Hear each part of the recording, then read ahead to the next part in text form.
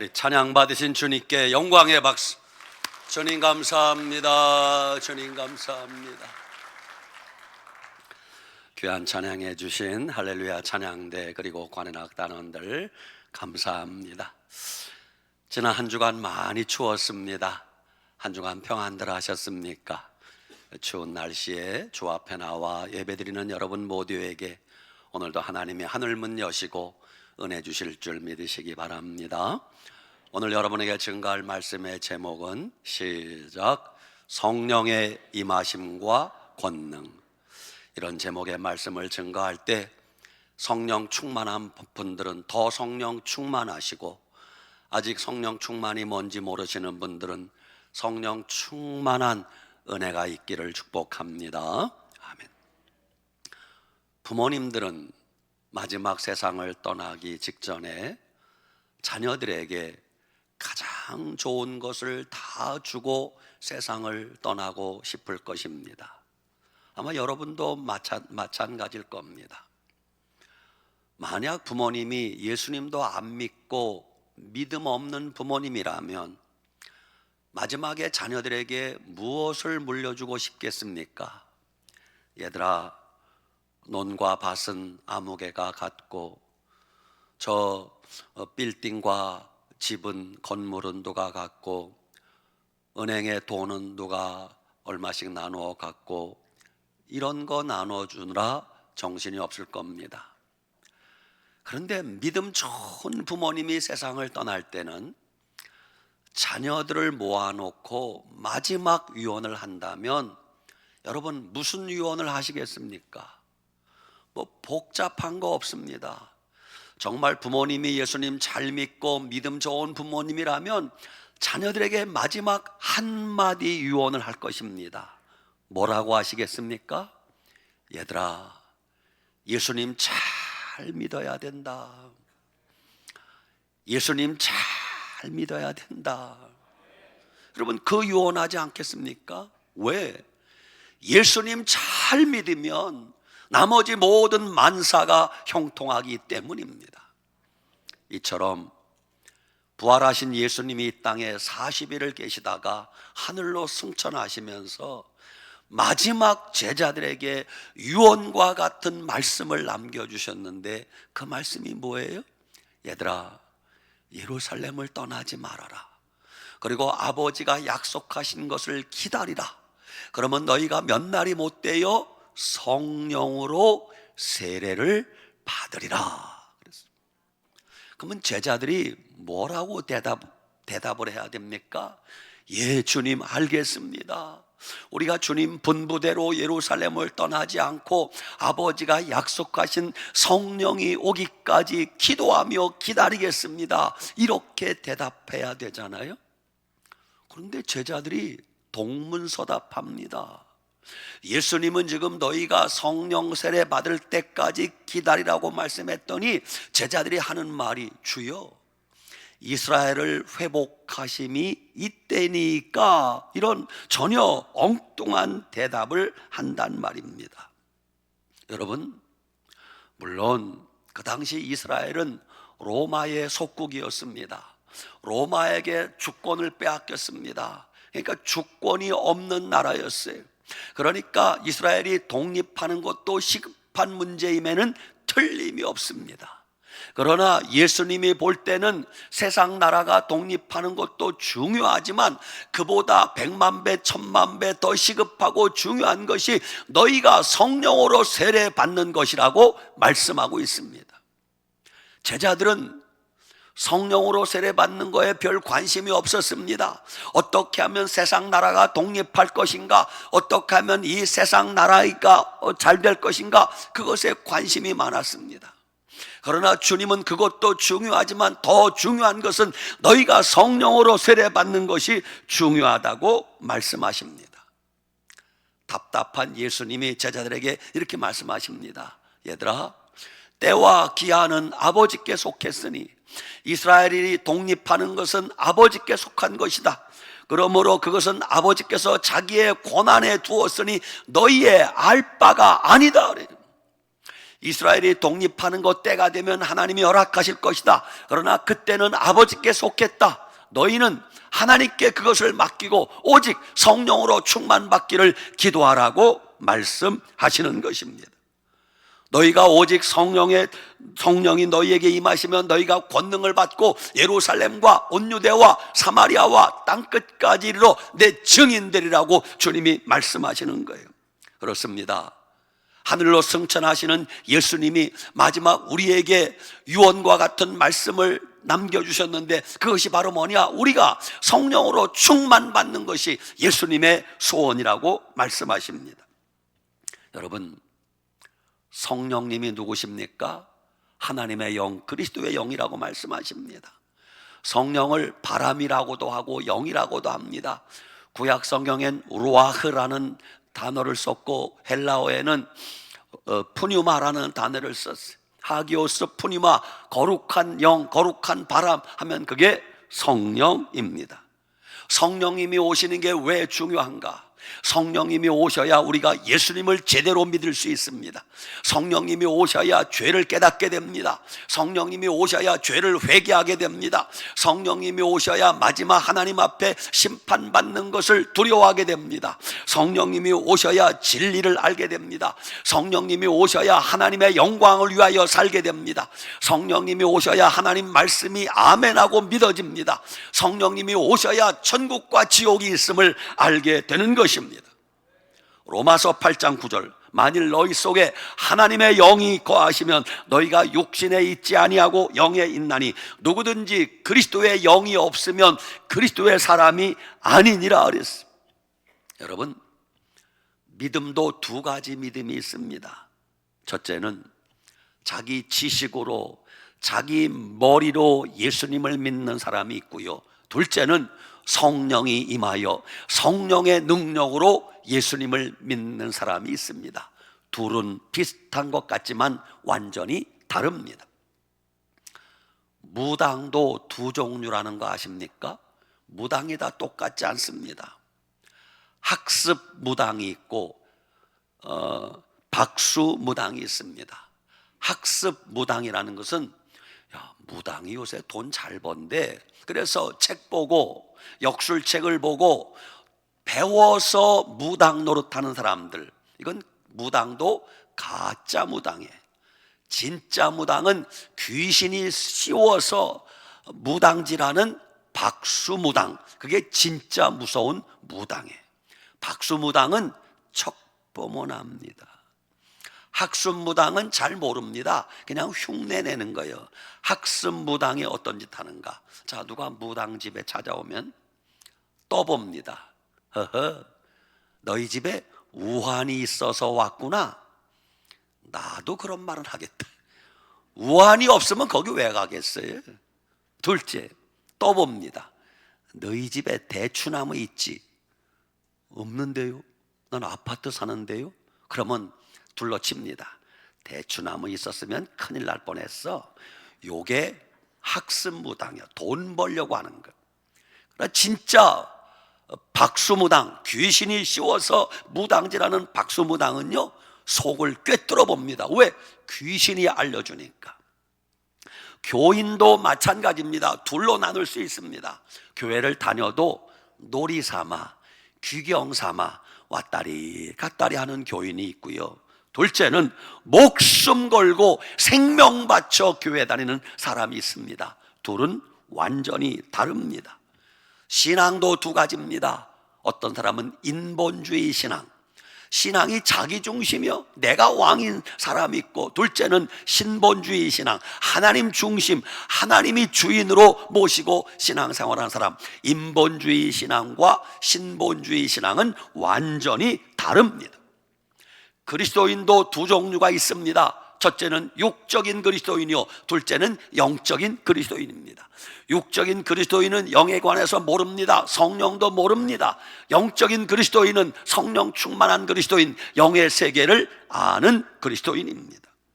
소속도 두 가지입니다. 이 땅에 속한 자가 있고 하늘에 속한 자가 있습니다. 우리는 비록 이 땅에 살아도 영적으로 구원받은 하늘에 속한 하나님의 백성임을 믿으시기 바랍니다. 둘은 완전히 다릅니다. 예수님을 증거할 때도 다릅니다. 머리로 지식으로 예수님을 믿는 사람들은 그냥 모든 걸 책을 읽어줍니다.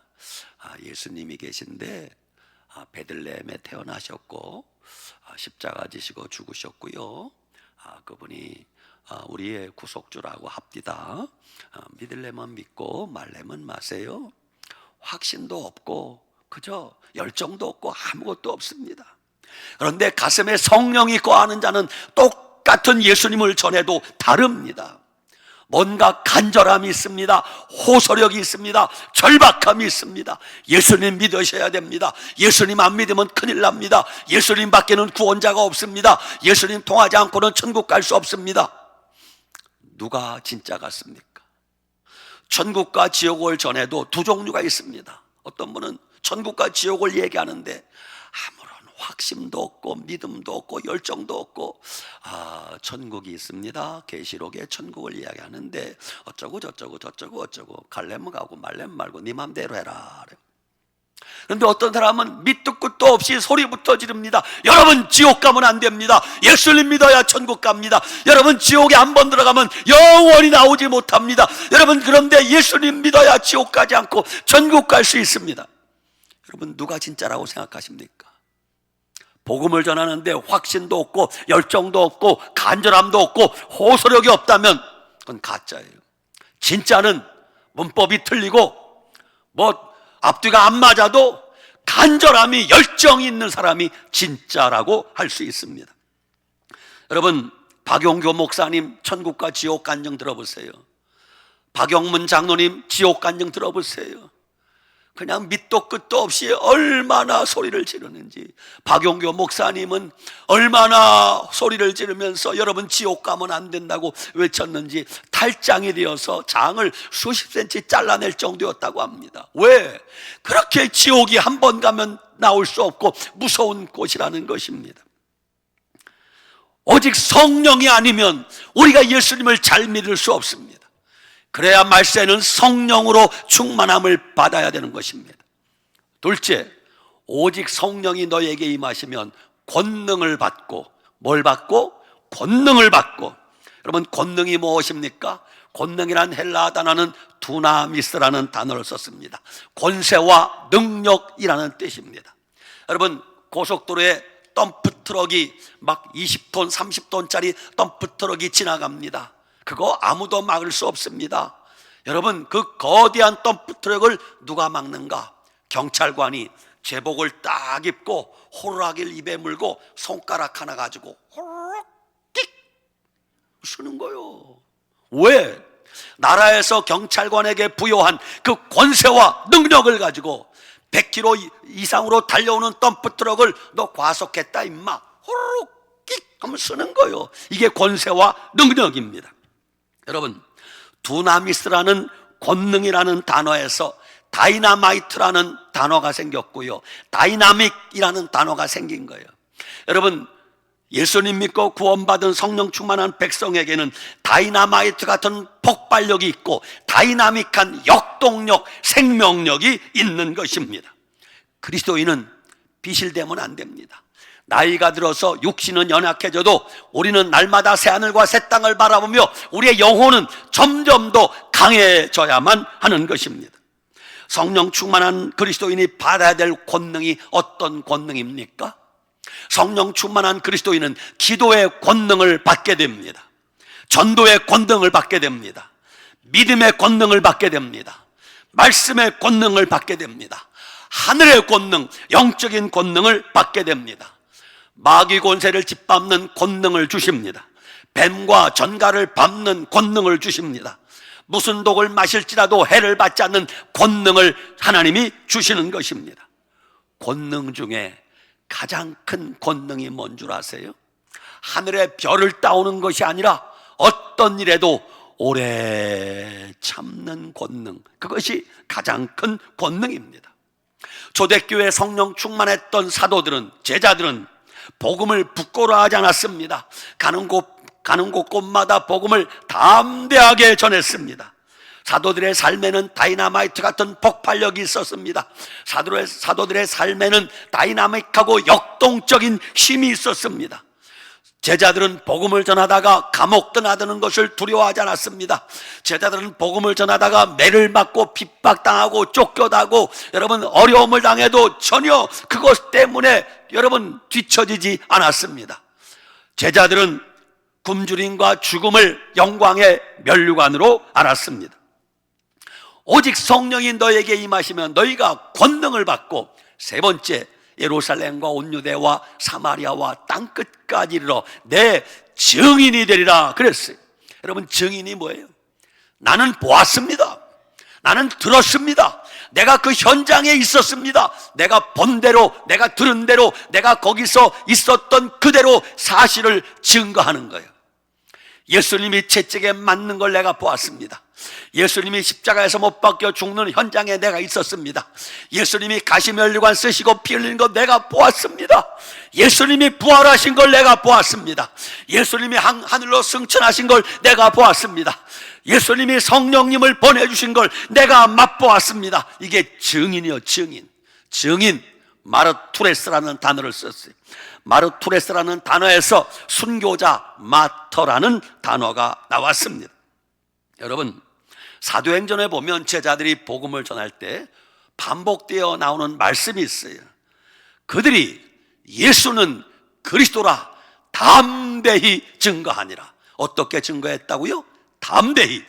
저희가 성령이 충만하여 예수는 그리스도라 담대히 증거하니라. 예수님을 증거하는데 조금도 주저함이 없었어요. 멈칫거리지 않았어요. 담대하게 예수님 밖에는 구원자가 없습니다. 예수님 믿어야 천국 갑니다. 예수님 안 믿으면 지옥 갑니다. 담대하게 전했습니다. 여러분, 그런데 참 이상하죠? 우리가 믿는 예수님은 진짜입니까? 가짜입니까? 진짜예요. 우리가 가진 신앙은 진짜입니까? 가짜입니까? 진짜예요. 우리가 가지고 있는 성경 말씀은 진짜입니까? 가짜입니까? 진짜요. 그런데 왜 그리스도인이 진짜를 가지고 있으면서도 복음을 증거할 때 힘이 없어, 확신이 없어? 오래전에 제가 서울 남대문 시장을 한번 가본 적이 있습니다. 옛날에 남대문 시장 북적거릴 때 사람이 밟힙니다. 그렇게 사람이 많아요. 어떤 아저씨가 길 한가운데 리어카를 세워놓고 그 리어카 위에 여자 속옷을 한가만히 풀어놓고 파는 거예요. 그거 명품일까요? 짜가일까요?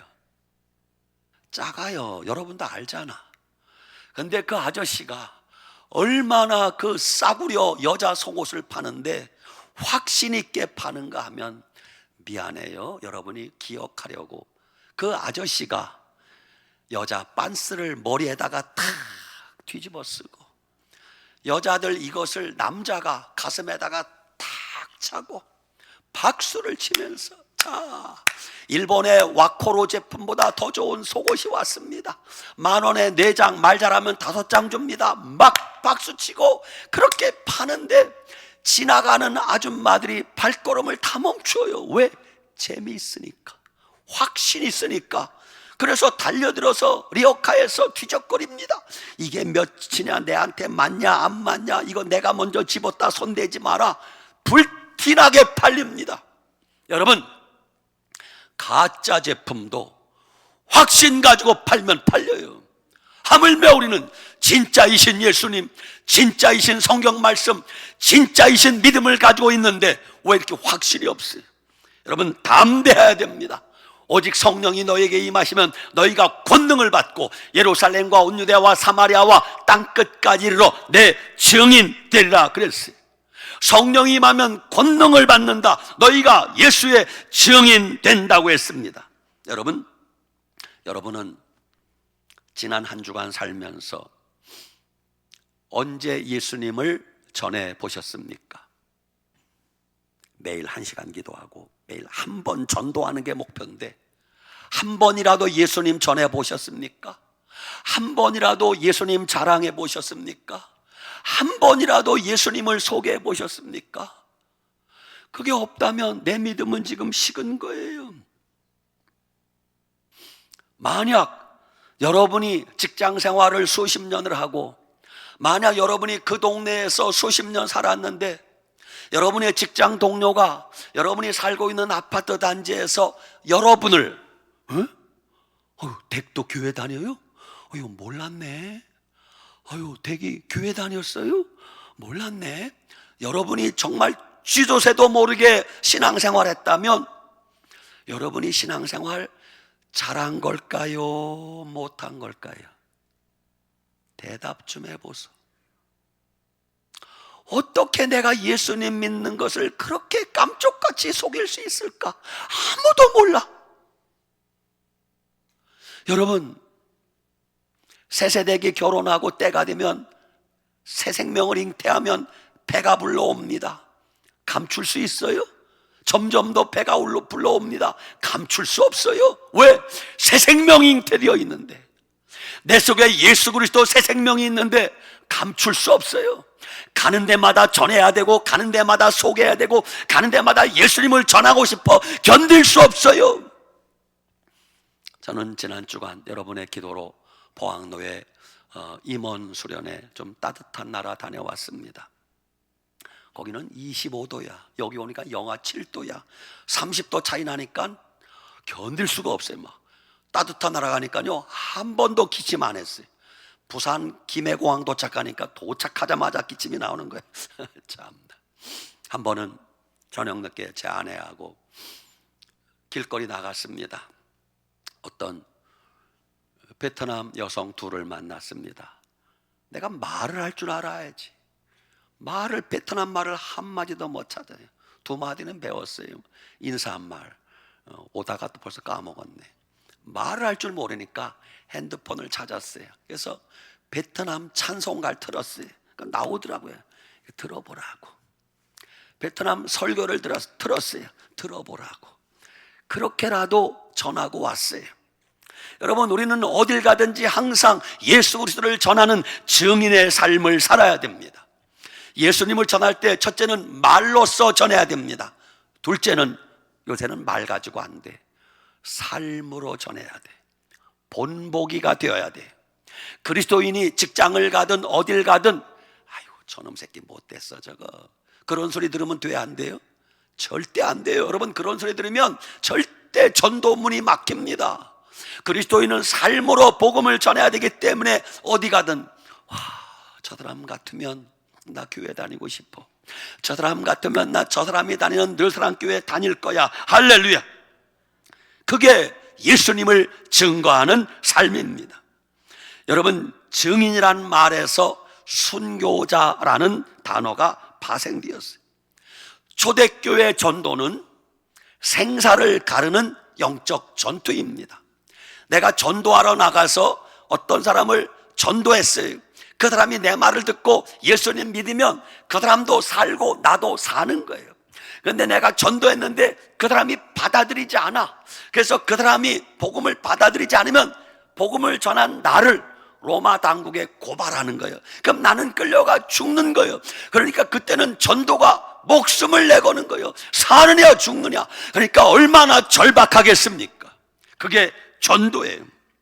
초대교회 성도들은 날마다 오늘이 나의 마지막 날이라 생각하고 살았습니다. 왜? 신앙을 지키다가 죽는 게 다반사였어요. 초대교회는 예수님 믿다가 순교당하는 게 일상생활이었습니다. 그때는 많은 순교자들이 나왔습니다. 고문당해 죽고, 감옥에서 옥사여 죽고, 사자밥이 되어 죽고, 목이 잘려 잠수당해 죽고, 굶어 죽고.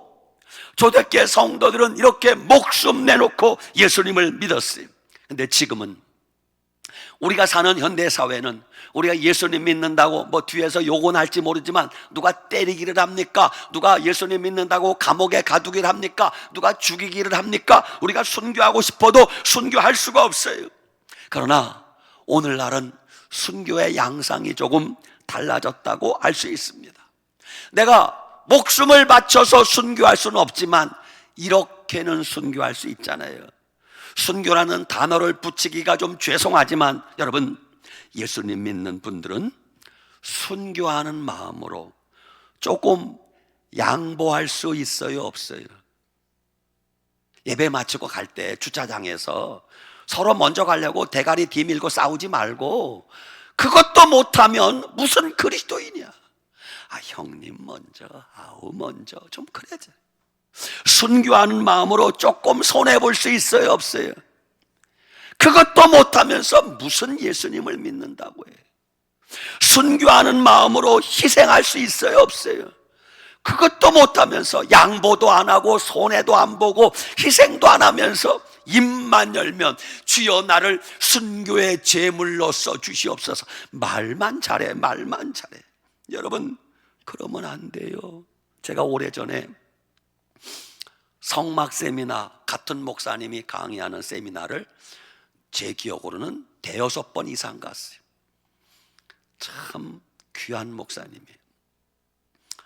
어느 경기도 광주 곤지암 어느 기도원에서 3박 4일 성막 세미나를 하는데, 하루는 강사님이 강의하다 말고 이러는 거예요. 여러분, 앞전 기수에서 이런 일이 있었습니다.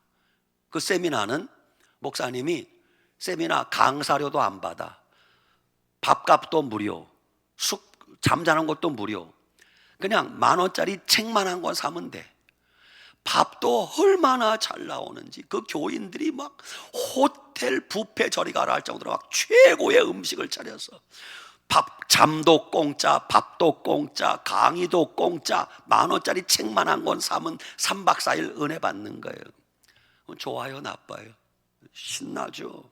근데 하루는 앞전 기수에서 점심 먹고 나서 거기 참석했던 어떤 분이 입구에 자판기가 있어요. 그 자판기 그냥 형식적으로 100원을 넣어야 나와. 100원을 아무나 누르지 못하게 그냥 100원만 넣으라는 거예요. 근데 그날 공교롭게 자판기가 고장이 났어요.